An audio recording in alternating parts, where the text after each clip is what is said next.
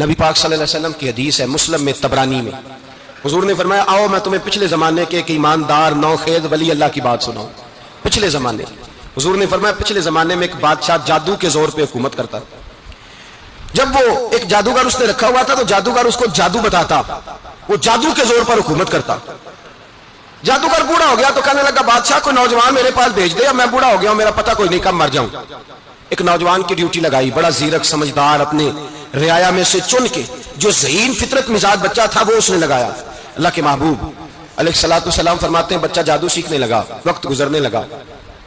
بچہ جب جادو سیکھنے جاتا تو رستے میں ایک راہب بھی تھا جو انجیل جانتا تھا، وہ اللہ اللہ سکھاتا، لوگوں کو حضرت عیسیٰ علیہ السلام کی تعلیمات سے آگاہ کرتا۔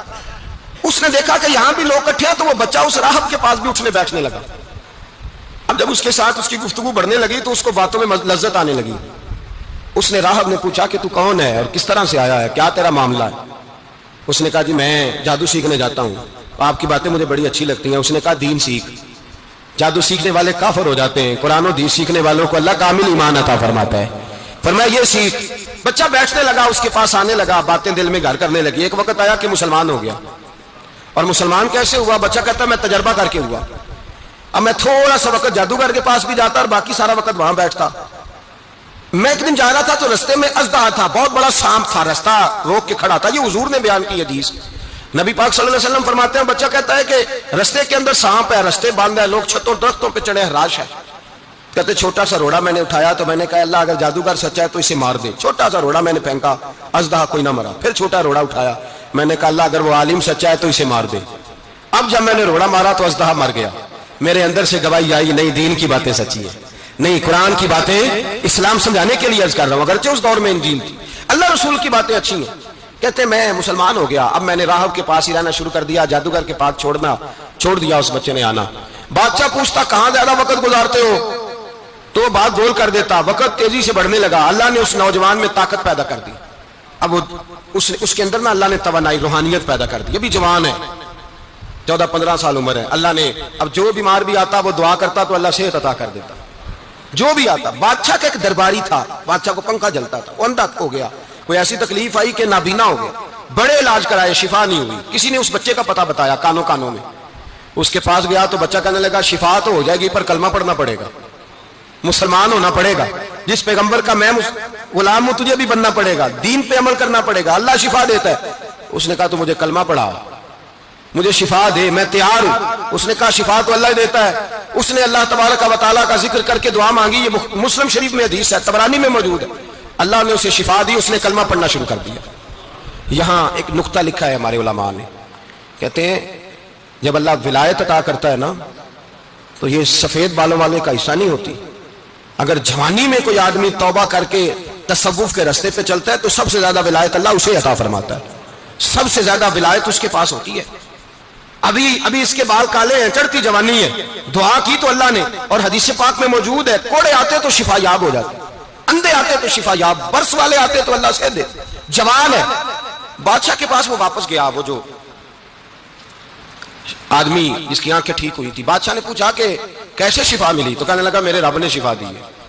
بادشاہ سجدے کراتا تھا، اپنے آپ کو منواتا تھا معاذ اللہ، کہنے لگا میرے علاوہ کون رب ہے؟ اس نے کہا وہی رب ہے جس نے تجھے پیدا کیا ہے، اور وہی رب ہے جس نے مجھے اندھے کو آنکھیں دی ہیں، وہی ہے میرا مالک۔ کہا اچھا تو مجھے نہیں مانتا؟ کہا نہیں میں اپنے رب کو مانتا ہوں۔ بادشاہ نے اسے سزا دی، ستایا، اس نے بچے کا پتہ بتایا، پھر بچے کو بلا کے ستایا تو اس راہب کا پتہ بتایا، راہب بھی قتل ہو گیا، نابینا بھی قتل ہو گیا۔ بادشاہ نے کہا سپاہیوں سے اس بچے کو لے جاؤ اور پہاڑ کی چوٹی پہ جا کے نیچے پھینکو تاکہ مر جائے۔ بچہ پہاڑ کی چوٹی پہ گیا تو ہاتھ اٹھا کے کہنے لگا یا اللہ میرے لیے نہیں اپنے لیے، میرے لیے نہیں اپنے لیے انہیں اپنی قدرت کے جلوے دکھا، میرے لیے نہیں۔ اللہ کے بندے اپنی جان بچانے کی دعائیں نہیں مانگتے، اپنے لیے انہیں اپنی قدرت کے جلوے دکھا۔ یہ دعا مانگی، جتنے لوگ ساتھ آئے تھے وہ سارے زمین پہ گرے اور سب مر گئے، پہاڑ سے گر کے مر گئے۔ بچہ واپس سیدھا بادشاہ کے پاس کہنے لگا لو بھائی میرے رب نے مجھے بچا لیا ہے۔ جوان کا ایمان دیکھو، میرے رب نے مجھے، بولو میرے اللہ نے مجھے ایمان کی گواہی دے رہا ہے، میں بچ گیا ہوں، تو جھوٹا ہے میرا رب سچا ہے۔ اس نے کہا لے جاؤ اس کو دریا میں، کشتی میں بٹھاؤ، بیچ دریا کے جا کے دھکا دے دو۔ بیٹھے کشتی میں، دریا کے بیچ گئے، اور جب جا کے وہاں اس کو دھکا دینے لگے تو اس نے کہا اللہ میرے لیے نہیں اپنے لیے انہیں اپنی قدرت کے جلوے دکھا۔ بس ایک طوفان سا آیا، جتنے سپاہی ساتھ آئے تھے ڈوب کے مر گئے۔ وہ بچہ اٹھا اور سیدھا پھر بادشاہ کے پاس، اسی کے پاس کہنے لگا لو بھائی میرے رب نے مجھے بچا لیا ہے، تیرے پاس آیا ہوں۔ وہ کہنے لگا تو کیا مصیبت میرے گلے پڑ گئی ہے، کیسے جان چھوٹے گی؟ تو بچہ کہنے لگا اگر تو مجھے باندھے درخت کے ساتھ اور سارے ملک کو بلائے، لوگوں اکٹھا کرے، پھر تو مجھے تیر مارنا، میں تجھے بتاؤں گا کیسے مارنا ہے، میں مر جاؤں گا۔ اللہ کا بندہ نوجوان ایمان دیکھو، مرنے کے طریقے بتا رہا ہے، میں تجھے بتاؤں گا میں کیسے مروں گا۔ یہ بات کہی، بادشاہ نے سارا مجمع جمع کیا، ملک سارا باہر آ گیا، درخت کے ساتھ باندھ دیا۔ کہنے لگا بھائی لوگوں یہ مجھے مارنا چاہتا تھا، مار نہیں سکا، اب میں اسے بتانے لگا ہوں کہ میں کیسے مروں گا۔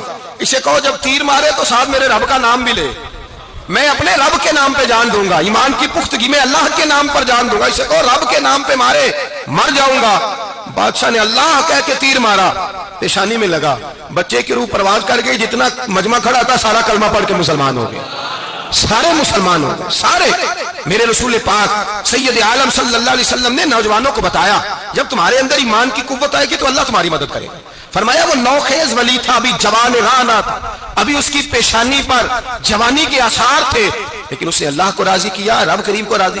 ولایت کا مطلب بڑھاپا نہیں، ولایت کا مطلب وہ نہیں کہ جب بڑا لمبا وقت گزر جائے تو پھر آدمی آئے کہ نہیں اب کیا کرنا ہے، اب مسجد ہی ہے، اب تو اس کے علاوہ گزارا ہی کوئی نہیں۔ تو اس وقت کا آنا اللہ کی بارگاہ میں قبول تو ہے، لیکن شاباشی اسی کو ملتی ہے جو جوانی کے وقت آئے۔